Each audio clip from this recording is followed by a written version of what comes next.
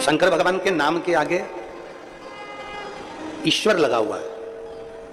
आप कोई भी नाम बोल दो जो आपको याद हो, कपिलेश्वर, महेश्वर, कुबरेश्वर, गोपेश्वर, चंपेश्वर, आप कोई भी नाम बोलोगे, शिव जी के नाम के आगे ईश्वर जुड़ा हुआ है। किसी भी नाम का आप उच्चारण कर लीजिए। शिव महापुराण की कथा कहती है कि भगवान शंकर का कोई भी नाम पुकारोगे, आप अक्षेश्वर बोल लो, आप लक्षेश्वर बोल लो, आप अग्निश्वर बोल लो, आप पिपलेश्वर बोल लो, कपिलेश्वर बोल लो, कुबरेश्वर बोल लो, तुम्हारी मर्जी पड़े, जिस नाम को तुम्हें पुकारना पुकारो, उसके पीछे ईश्वर लगा हुआ। इसका मतलब क्या? यहां शंकर नाम तो नहीं लिखा कि कपिल शंकर, अक्ष शंकर, अग्नि शंकर, नहीं।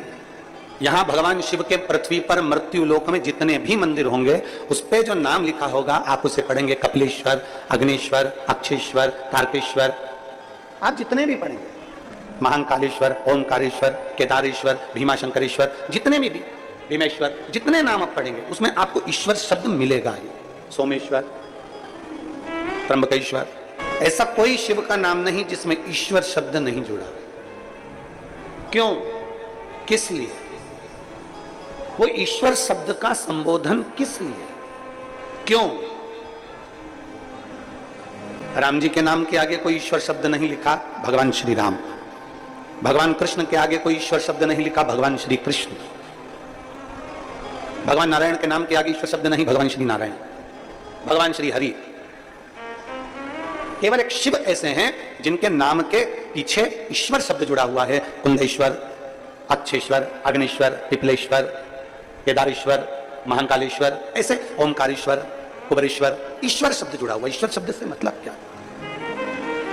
जितने लोग भारत की भूमि के ही नहीं विदेश में भी बैठकर अगर आस्था चैनल के माध्यम से जो शिव महापुराण की कथा सुन रहे हैं, आपके बच्चे भी एक दिन आपसे प्रश्न कर सकते हैं कि ये सारे भगवान के नाम राम जी है, कृष्ण जी है, और शंकर जी के जितने मंदिर जाओ उसके नाम के आगे ईश्वर क्यों जुड़ा हुआ? ईश्वर क्यों जुड़ा? किस लिए? क्या कारण है जो ईश्वर नाम जुड़ा हुआ है?